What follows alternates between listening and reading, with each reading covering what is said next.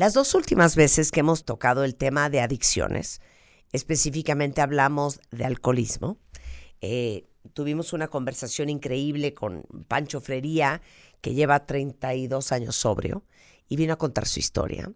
Después tuvimos a 3 mujeres, hijas de mamás y papás alcohólicos. Y la respuesta de todos ustedes y el interés que tienen y la preocupación que tienen muchos cuentavientes por alguien en su familia, o de hecho por ustedes mismos, nos lleva a invitar a Alejandro García. Y Alejandro es intervencionista. Y justamente vamos a hablar de cómo se hace una intervención. Una de las preguntas que más nos hicieron en estos programas, hablando sobre adicciones, específicamente al alcohol, es ¿cómo le hago yo para ayudar a mi hijo, para ayudar a mi hermana, para ayudar a mi mamá, para ayudar a mi papá, para ayudar a la gente querida a mi alrededor que tiene un serio problema de adicción? Cada año mueren más de 3 millones de personas, sobre todo hombres, debido al consumo de alcohol y drogas. Y es algo que hemos visto crecer exponencialmente en los últimos años. Bienvenido, Alejandro. ¿Qué tal, Marta? Muchísimo gusto, muchas gracias por recibirme. Cuando a mí me preguntan las familias, oye, ¿cómo le hacemos para ayudar a nuestro familiar adicto? Yo lo primero que les contesto es, trátate tú, ve a terapia, trabaja contigo. ¿Por qué? ¿Por qué? Porque normalmente la familia está enganchada en el control de lo que le pasa al adicto y está tratando de controlar algo incontrolable. A ver, dame el ejemplo, dame la cadena, dame el modus vivendi. Por ejemplo, si el papá es alcohólico, ¿no? El papá de repente deja de trabajar, se levanta en la madrugada, se sale de la casa, va a comprar alcohol, tiene esta necesidad, a lo mejor empieza a agarrar dinero de que no era para el alcohol y empieza a tener una vida descontrolada y las distintas áreas de su vida se empiezan a ver comprometidas. Y lo que hace la familia, normalmente hay un familiar que se vuelve el codependiente, que empieza a fijarse en tratar de llenar los huecos que va dejando el otro. Por ejemplo, si falta trabajo, va y lo reporta al trabajo de, oye, no va a poder ir hoy porque le duele el estómago, cuando en realidad tiene una supresión terrible, ¿no? Entonces, esa persona se empieza a fijar en el adicto y empieza a descuidar su papel dentro de la familia. Si es la mamá, deja de ser mamá. Entonces aparece un personaje que es el héroe, que normalmente es el hijo mayor, pero puede ser algún otro miembro, que es el que piensa que va a rescatar a la familia si lo hace lo suficientemente bien y empieza a tomar el papel de adulto de la familia, ¿no? Entonces, si te das cuenta, los roles empiezan a cambiar. Y esto te lo menciono porque esto es un modelo sistémico. O sea, lo primero que hace es trabajar con la familia. Cuando ya están en tratamiento, que van a las sesiones grupales de familia y todo este rollo, yo les explico a ellas, trátense ustedes. Si ustedes trabajan con ustedes, la otra persona se va a tener que mover del lugar. Oye, pero a ver, está súper interesante lo que estás explicando, porque yo creo que eso es algo para cualquiera de ustedes allá afuera que ha tenido a alguien en su familia con un problema de adicción, muy común. Y como dices tú, este es el sistema, así es como opera la familia. Entonces, hay alguien que lo tapa, que puede ser quien sea, la mamá, el hermano mayor, no hombre, no tomó, lo que pasa es que está muy cansado, no, ya no está tomando, te lo prometo que ya no está tomando, lo que pasa es que va muy mal el negocio, por eso no está yendo a trabajar, ¿no? La tapadera. Luego dices que hay el héroe. ¿Cuál es el héroe? ¿Y qué hace el héroe? El héroe normalmente piensa que si es lo suficientemente responsable, o sea, es el que empieza a ser un excelente estudiante, empieza a trabajar, hace todo perfecto, cumple con todo, piensa que si lo hace lo suficientemente bien, va a salvar a la familia. Y empieza a tomar a lo mejor un rol parental que no le corresponde. Ejemplo. Por ejemplo, empieza a cuidar a sus hermanitos menores y les empieza a dar el desayuno porque la mamá está atendiendo al papá que tiene una supresión terrible, ¿no? Claro. O sea, lo que hay que entender es que el problema del adicto no es el consumo de una sustancia, ese es el síntoma. La enfermedad de la adicción aparece cuando dejas de consumir y que tiene que ver con toda esta personalidad, pensamientos adictivos, etcétera, que es como toda una serie de cuestiones que están ahí involucradas. Y donde hay un adicto en una familia, normalmente hay una familia disfuncional. La familia disfuncional existe porque, o sea, hay 3 reglas básicas. no hablar, no sentir y no confiar. Estas 3 cosas están involucradas en la dinámica de la familia y los roles de la familia se han cambiado, ¿no? Es estos papeles que te iba explicando, ¿no? Que además hay más, ¿no? Por ejemplo, el niño perdido, que es el que se esconde y no quiere saber nada como si no fuera de la familia y nadie lo toma en cuenta, o el Joker, que es el personaje que siempre está contando chistes como para desviar la atención. Alivianar la situación. Exacto, o el chivo expiatorio, que es el que quiere jalar marca, se porta mal para ver si así lo pelan, ¿no? Sí. Estos son papeles que empiezan a tomar los miembros de la familia y se mueven de lugar y toman lugares que no les corresponden.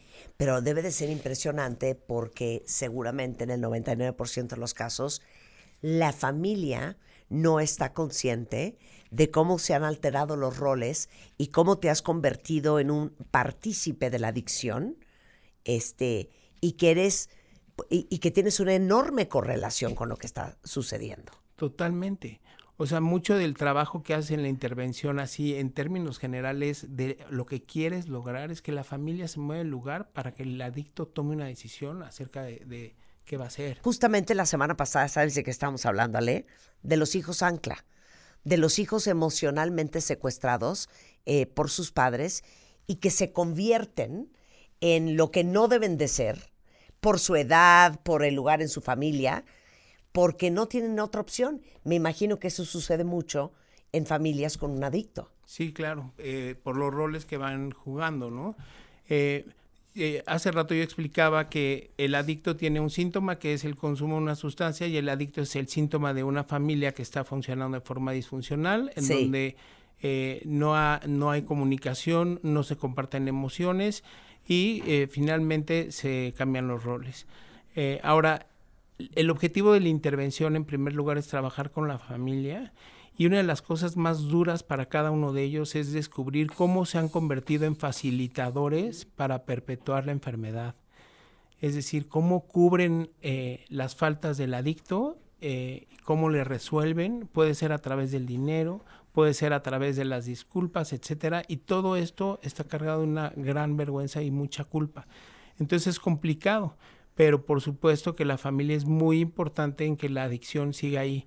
A veces es por cansancio, ¿no? Yo he escuchado personas decir, ya que haga lo que quiera, yo ya no me meto, etcétera, etcétera.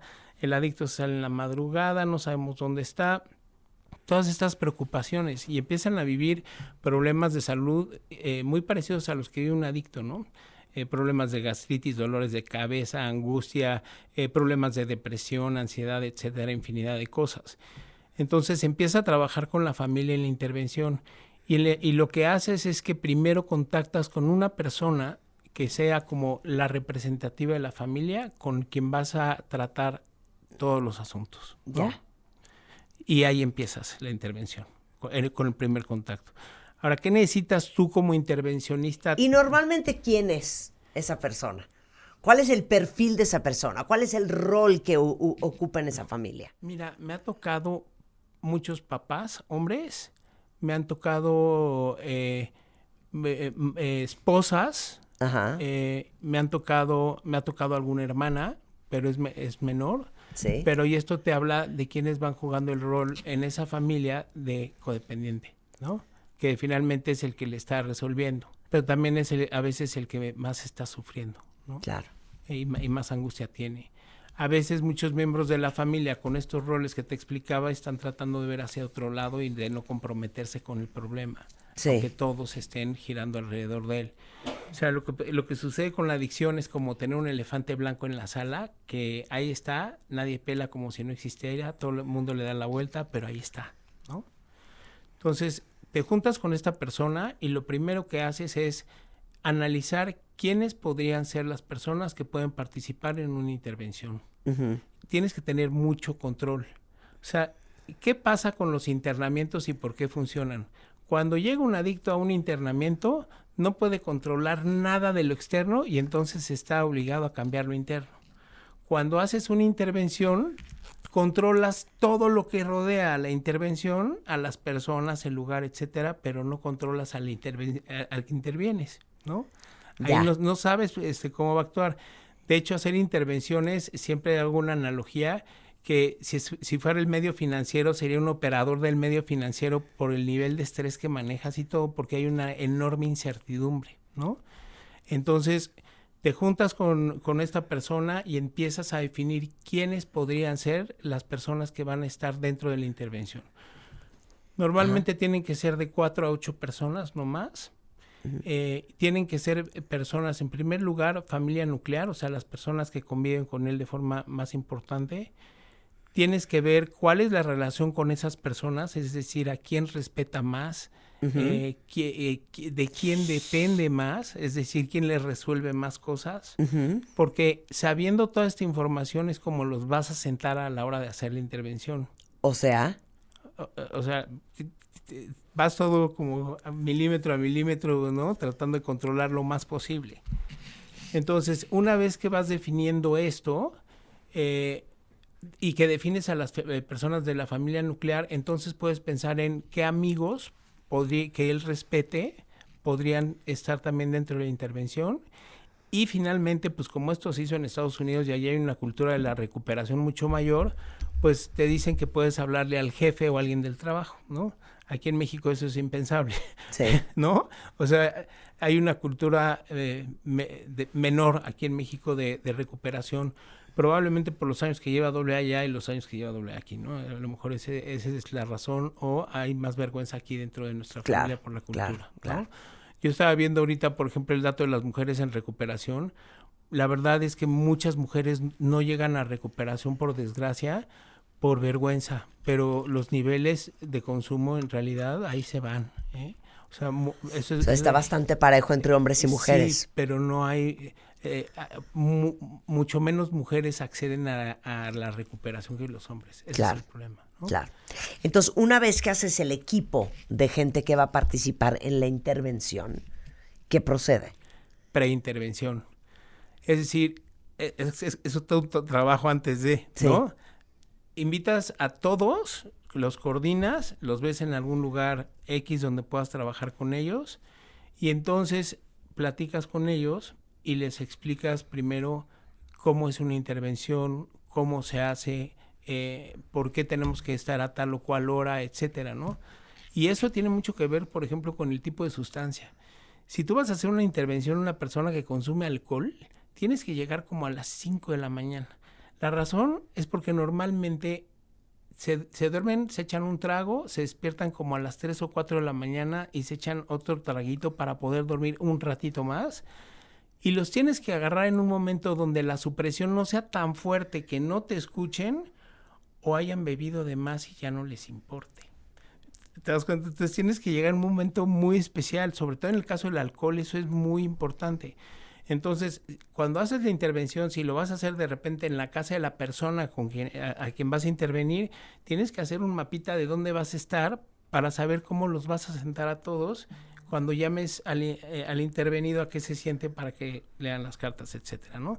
Entonces, primero hablas con ellos, ves cuál es la relación de cada uno de ellos con el intervenido y entonces empiezas a trabajar con las cartas de intervención. Oye, pero espérame un segundo. Ya explicaste cómo es en el caso de que la sustancia sea alcohol.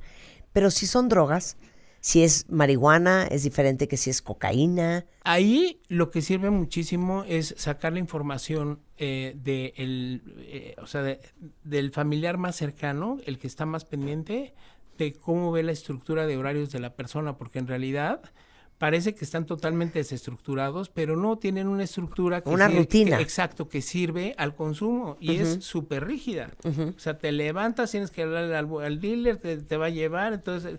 Y esa dinámica, normalmente el familiar más cercano no se la confiesa a nadie porque es el secreto que se va a llevar a la tumba, pero obviamente ya cuando piden una intervención estas cosas empiezan a salir y entonces empiezas a entender un poquito a la persona que vas a intervenir. O sea, lo interesante de la intervención es que tú tienes que conocer a la persona a través de su familia para entender cómo vas a manejar la situación en el momento de la intervención. Ya. Una vez que tienes a la familia organizada, hiciste la preintervención, entendiste cuál es la adicción, ¿qué sigue? Lo que sigue es hacer una carta, ¿no? Ajá. Y la carta es muy importante. Cada persona de la familia hace una carta. Exacto, cada uno de ellos hace una carta, pero esta carta tiene instrucciones muy específicas. Pueden ser 3 o 4 párrafos a 2 páginas máximo. Ok. Y tiene que estar dividida la carta en 3 partes. En la primera parte, lo que haces es un mensaje muy amoroso, ¿no? Es un mensaje en donde tú le escribes al adicto por qué lo amas, qué respetas de él, qué buenos recuerdos tienes, qué le agradeces, etcétera. Esto es muy importante porque normalmente en la dinámica familiar el adicto está acostumbrado a que le caigan encima a regaños y amenazas que además nunca se cumplen. Entonces no esperan que les hables amorosamente, ¿no? Uh-huh. Y no es un amor apapachador, sino un amor realista de las cosas que sí valoran acerca de la persona. Lo que hace esta primera parte de la carta es que cuando el adicto le escucha, baja los brazos. Y entonces permite que escuche la segunda parte de la carta. Sí. Y la segunda parte de la carta es muy importante porque lo que tienes que escribir es cosas que sucedieron en la adicción, específicamente, sin juicio alguno, y cómo te hizo sentir. Una vez, en una de las intervenciones que yo hice, era una persona que tenía un problema de alcohol y de repente había tomado un poco de más y todos estaban leyendo sus cartas y se le estaba resbalando terrible lo que le estaban diciendo, hasta que al final su nieta dejó una carta, su nieta de 7 años, y lo que decía en la carta básicamente narraba un día que fue por ella a la escuela y que de repente alcoholizado se cayó desmayado y entonces ella se sintió terriblemente asustada, abrumada, desprotegida, y esto lo movió lo suficiente como para acceder a la ayuda. Entonces, sin ningún juicio, en la segunda parte se describen hechos concretos y cómo nos hicieron sentir. Y la tercera parte de la carta, lo que se escribe es que le ofreces ayuda. ¿Y cuál es la ayuda que ofreces? Normalmente la intervención se ofrece para llevar al adicto a un tratamiento residencial. O sea, ese es el objetivo. Sí. Ahora, tú como interventor, como lo vas a llevar a un tratamiento residencial, tienes que haber llamado ya a dónde lo vas a internar, cuánto cuesta, quién lo va a pagar, etcétera, porque tú tienes que tener ahí las maletas listas que ya hizo el codependiente para el adicto. Y si en ese momento el adicto dice, sí voy, te lo llevas. Ok. Ese es en el mejor escenario. Claro. Cada uno de los integrantes de la familia escribe esta carta con estos 3 principios. Normalmente, ¿cuántos miembros de la familia o amigos participan? ¿Hay un tope? Sí, el tope son 8. 8. ¿Por qué 8? Porque si tú le haces una intervención a un adicto que es demasiado larga y va toda la familia extendida, etcétera, a la 8ª, 9ª carta el adicto se va a empezar a dormir. Ya, ok. Siguiente pregunta. ¿Qué pasa si en la segunda carta el adicto dice, me voy? Fíjate que por eso lo sientas de forma determinada. Por ejemplo, a las personas que más respeta y ama, lo sientas al lado, a los 2 lados. Una persona que tenga cierta atención con él, lo pones más separado. El interventor, que es la única persona extraña a él, se sienta entre él y la puerta, para que no pueda de repente brincar y salir e irse. Entonces, todo esto se ensaya. Se hace un roleplay, ¿no? Y entonces, si la persona se levanta, la persona normalmente responsable o al que más respeta se para con él y le dice, por favor, todos nos reunimos alrededor tuyo para tratarte de ayudar, al menos merecemos que nos escuches. Y regresa y se sienta, ¿no? Ya. O sea, todo eso está planeado. Y me vale madre si se va para la puerta. Ahí estás tú. Ahí soy yo. ¿Y qué haces? Pues yo le digo, a mí me sirve mucho mi experiencia en 2 sentidos. Mi experiencia en mi propia recuperación, ¿no? Porque conecto con ellos desde la panza, esta parte emocional, y normalmente lo que hago es que engancho y los vuelvo a sentar. También me ha pasado, ¿no? Uh-huh. O sea, me ha pasado que de repente han leído todas las cartas y al final él dice, de plano no voy, Y antes del ultimátum, yo he tenido que sacar mi propia historia como una herramienta. Ya. Y me ha funcionado muy bien, ¿no? Ya. Porque hay Oye, una gran empatía. Claro. Ahora, no se leen las cartas al azar. Hay un cierto orden en que se van a leer esas cartas. Me imagino para generar más impacto, más empatía, para sensibilizarlo. Totalmente. Así como planeas cómo los vas a sentar por el tipo de relación que tienen con el adicto, también lees las cartas en el orden que vayan a tener mayor impacto. Y normalmente siempre empiezas con una persona que le es importante y cierras con la persona que más lo puede impactar, ¿no? Ya. Y normalmente la persona que más lo puede impactar es la persona que más cosas le resuelve. Ok. ¿Cómo logras llevar al adicto a esta reunión? Lo que pasa es que planeas las cosas para que si el adicto no va a la reunión, tú vas al adicto, Ok. ¿no?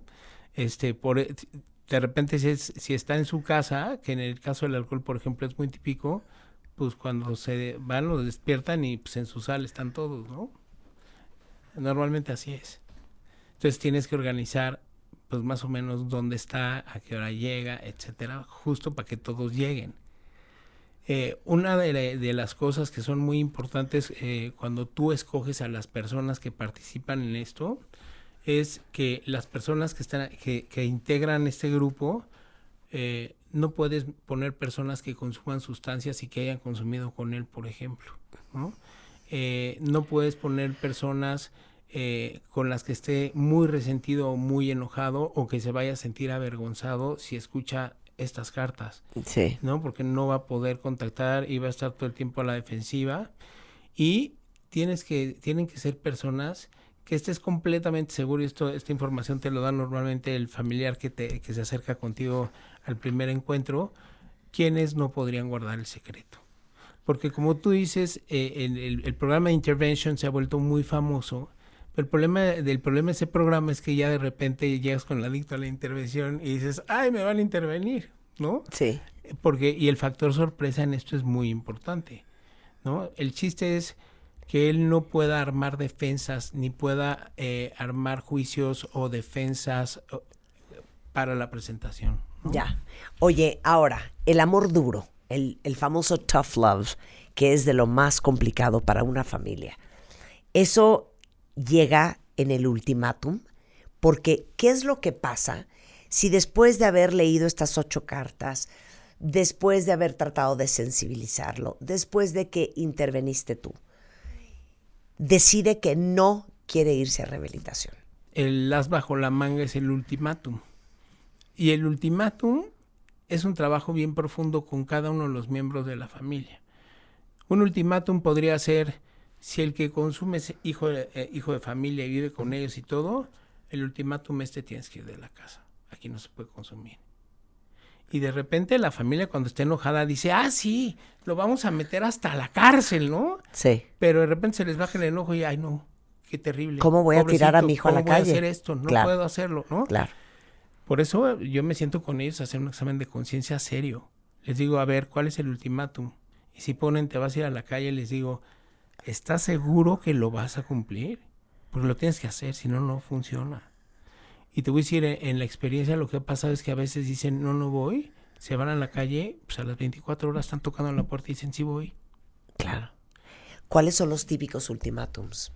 Pues hay muchísimos dependiendo de qué le resuelve cada persona al adicto. Dame ejemplos. Por ejemplo, yo estoy pagando tu escuela, ¿no? Y te estoy manteniendo en todos los sentidos, alimentación, todo.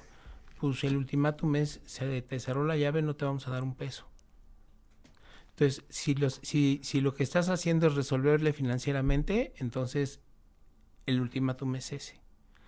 Por eso el examen de conciencia es tan importante, ¿no? Si tú lo que le resuelves es que vive en tu espacio, pues ya no vas a vivir en este espacio.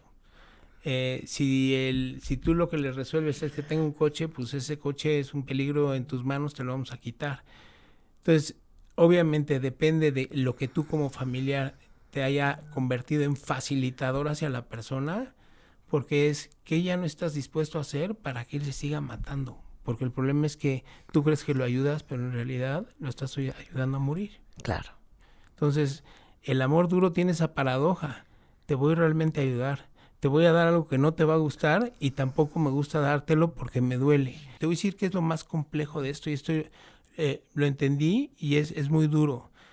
Para que una persona te entregue las llaves de su vida, te las da por 2 razones, por amor o por salud. Y el problema es que aquí no hay conciencia de enfermedad. Entonces te tienen que dar las llaves por las pérdidas que le representa no dártelas, por la presión de la familia hacia la recuperación.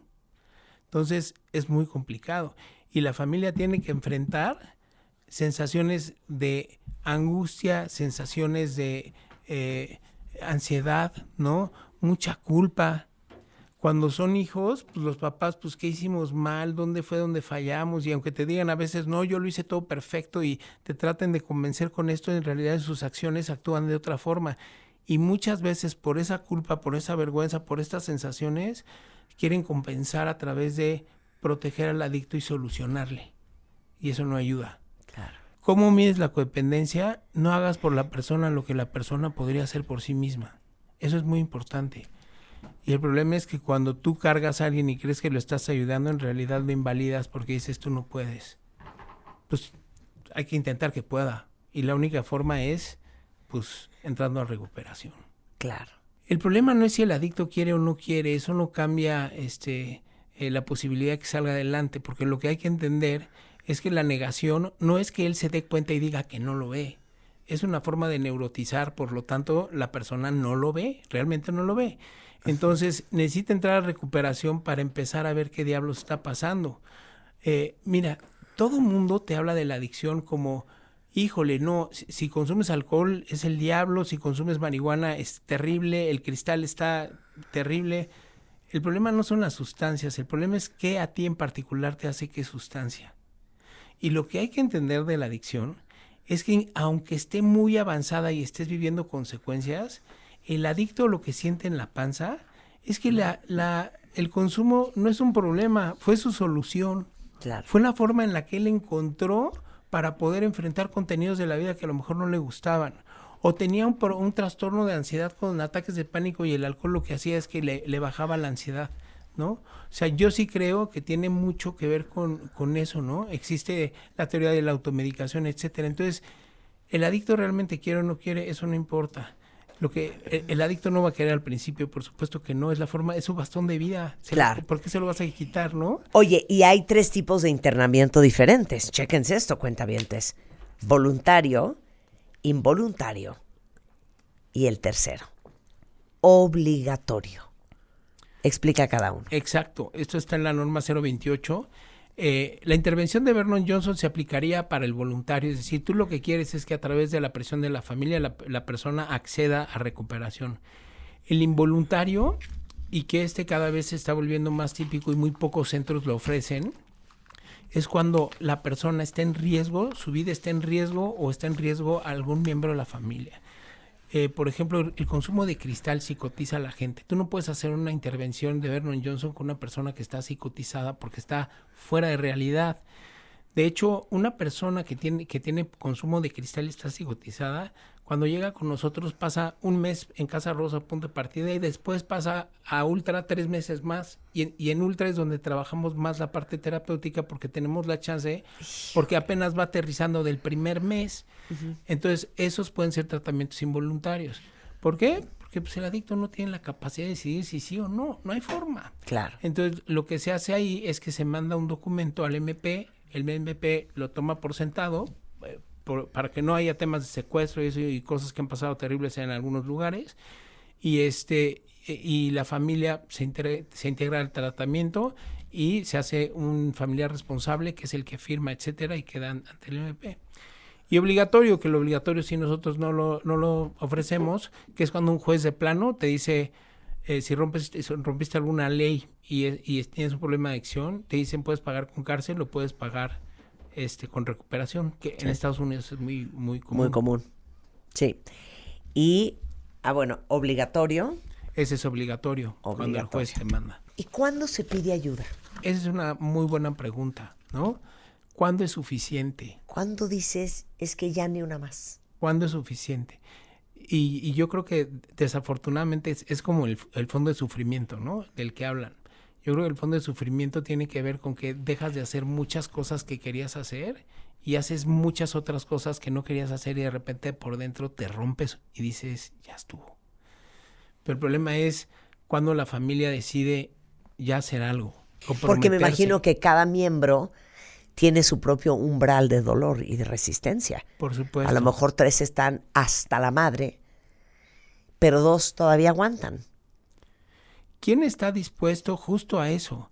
A pelearse con el adicto y a lo mejor perder hasta su relación por salvarle la vida. Es paradójico, pero así es.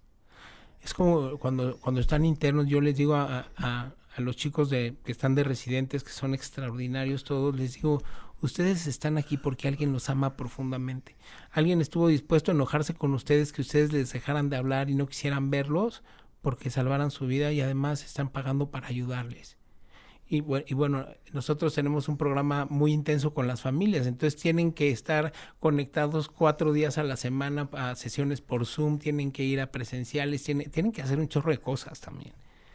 Entonces, pues ¿quién está dispuesto a cambiar las cosas? Y normalmente hay un familiar indicado que es el que dice, ya estuvo. Se me puso la piel chinita. Sí, es increíble, es un trabajo increíble. Tienes que contener mucho porque hay muchas emociones involucradas, mucho dolor, mucha vergüenza, mucha culpa y se destapan muchas cosas, ¿no? 100%. Alejandro García es psicólogo y, como les decía al principio, es coordinador terapéutico en la comunidad Punto de Partida, que es una clínica de rehabilitación, director del programa Ultra. Y lo pueden encontrar en Instagram como clínica-punto de partida, en web grupo.departida.com, en Facebook Punto de Partida, y les paso un WhatsApp 55 68 10 18 94. Ale, muchas gracias. Muchas gracias a ti, Marta, un saludo a todos. Muchísimas gracias por tenerme en su programa.